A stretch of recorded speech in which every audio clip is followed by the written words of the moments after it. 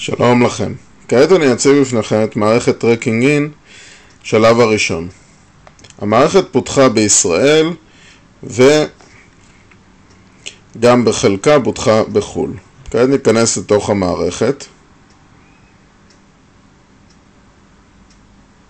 אנו מקבלים מפה. ניתן לראות שבמרכז המפה ישנה הערה שכבר הכנסתי במסלול הטיול.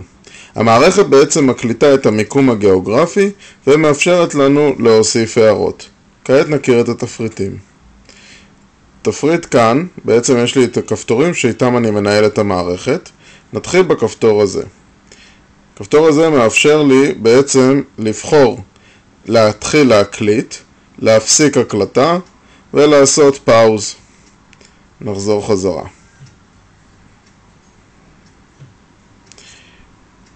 בתפריט הזה אני בעצם יכול לקבוע איזה מערכת, מה אני רוצה שהמערכת תקליט בזמן הטיול.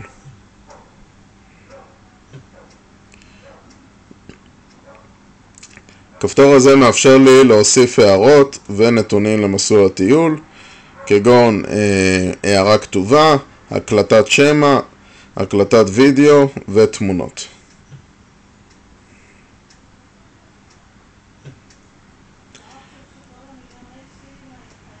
הכפתור הזה בעצם נותן לי סטטיסטיקות אודות המסלול ונתונים מספריים.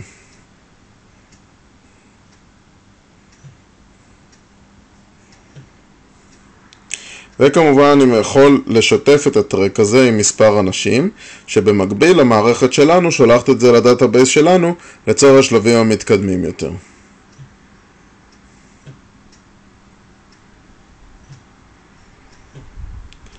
לבסוף, יש לי כאן את הכפתור של ההמשך תפריטים, כולל ההגדרות של ה-GPS, ואני יכול לצפות בכל הטרקים שהקלטתי במערכת.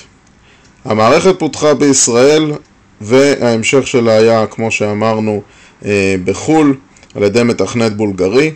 הגרפיקה הגיעה מהודו. וזהו, תודה רבה לכם, טרקינג אין פייז 1.